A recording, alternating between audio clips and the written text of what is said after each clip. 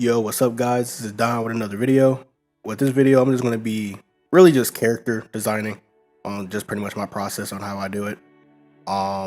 Mine's is a little bit different because I normally go like different stages from like concept, and then I break down that concept into something a little bit more. I try to go more in detail, mainly with the face and stuff, the characteristics of the character, pretty much the overall feeling, the mood of how it is.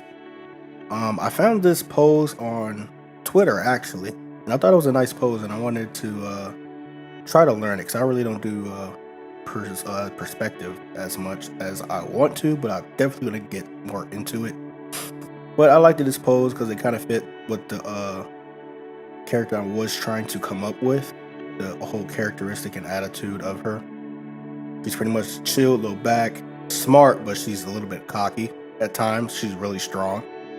But I would wanted that sense of kind of like, I want to say kind of like master, but kind of like teacher type of vibe a little bit when she's not being goofy or just being straight up crazy.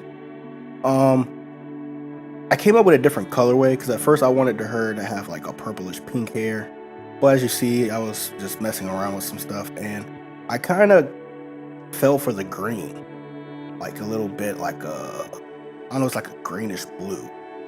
As you see for this one is a little bit different. I have some other photos of me just trying out different painting styles of what I was just coming up with on how I wanted to do it.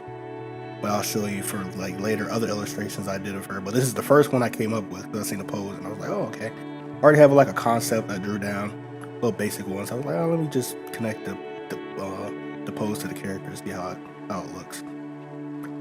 The gown is a little bit different too. I kind of like how that is. I might change the overall of it, but I still kind of like how it is because it's more formal, kind of like an old wizard or like a mage type get, which is pretty much what she is at the same time. But overall, I think I like how it came out, but like I said before, I'm going to show you some other sketches on how I did a little bit better. But overall, it's really just me just defining things at this point. Like I got a foundation from this, and I just go from there and pick up different things along the way, as in form of painting as well. I do need to watch some painting tutorials, but at the end of the day, I feel like I'm just going to do what I want to do anyway. But I think at the last thing I did was really good, so I think I came with a base of the painting, but I don't think I mastered it yet completely. Still, there's other things I can learn on my side or stuff like that. But overall, I think it came out a really good piece. Now for this one, really I was just trying to go for, I don't know, I was just trying to get the whole body down, see how thin she was, so just another quick assessment on the thing. But pretty much with me, when I do my characters, it all depends on, it's a thing that, I'm not sure if I don't say I made it up, but it's pretty much what I do in my head. It's called the 70-30 rule. Pretty much I can explain, it's pretty much like when there's different people with different styles, but certain people go through one side or the other. Either they go more of a realistic style or they go more of a stylized style. But like I said, in order for you to learn stylized, you want to learn the basics of everything. That's pretty much learning real life anatomy. I can give an example, kind of like how One Piece is like 70% style and then like 30% actual human anatomy. Like he knows enough to the point where he can break things to make his style a little bit better, but as you can see, is more animated than anything. Or you can go to something like Berserk, which is heavily like semi-realistic, so everything has like more definition, muscle definition to it, more crisper lines. The hair might be a little bit more detailed, but still there are kind of moments where it could be funny or it just be like while they're talking it looks like it's more animated. So it kind of all depends on how you want to go with that. Me, I think I'm more on the animated style side, but eventually when I do serious moments or like some characters might have a more serious look to them, but they still also have these very animated looks to them as well, depending on the situation or what's going on. in the conversation or talking or where they at. So I think that's good to practice with yourself on how to draw different variations of, I guess, of your style. So, you know, like kind of like chibi, what they look like when they're happy, mad, sad, when something's funny happening, like what kind of facial expression they make, you know, so just stuff like that to make it a little bit more animated, make it a little bit more pop out, kind of.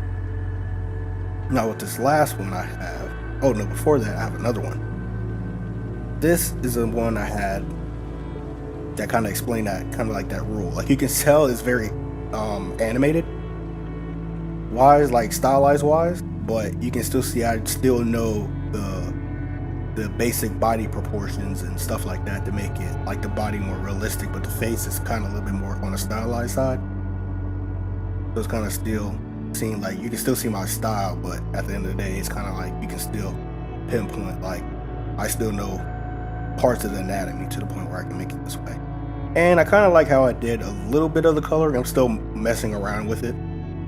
I'm not used to Procreate in their coloring style stuff, so I just pretty much just smudge everything and make it look better, darkening with and stuff like that. But I like how it came out, and it kind of plays a part into the next one I did, which would probably be the last one I just did.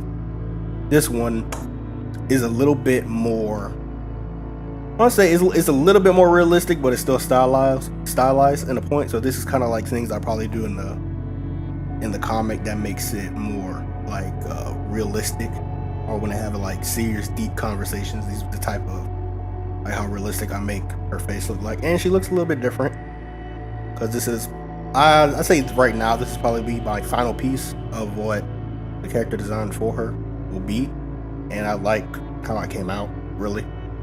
So it kind of I took all three of those that I drew, and this is pretty much my final thing. I pretty much do this with a lot of characters too. Like I just come up with a concept, then I'll break down that concept into things that I like and I don't like. Then I try to bring it all together with the next one. Just try different things out for the last time to see what I do and don't like. And then the last piece will probably be most likely what the character I come up with be. So pretty much with that, I think I learned a lot just from doing stuff like that. So it kind of makes me put me in a headspace of just being more creative, going outside my boundaries and stuff like that. Really good, like I said before, it's really good just to get inspiration from different things. So, but a little bit about her: she's a dark elf, one of the last of her kind, actually. I mean, there's other ones in the world, but they're very scarce around. So it's kind of hard for me to explain her without breaking the story, but she's actually the story's actually told from her perspective, but she's not, I want to say she's not the main MC of the world, like the one who saves it, but she's the one who tells the story and from her perspective how it happened and stuff like that. So I thought it'd be a little bit more interesting to do it that way rather than going for the perspective of like the actual main character.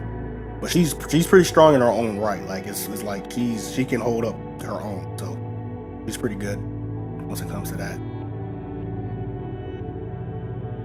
But yeah, and I added these little to make that's what I do a little bit to make the hair look like it's more lively and like little strands coming out. I add a little bit of light lines to it, like that. It came out really good. Also, what I do to get this this look for me, I add a little bit of Gazan blur to one of the layers. Like I flatten it all together and make it one layer. Then I make 3 different layers.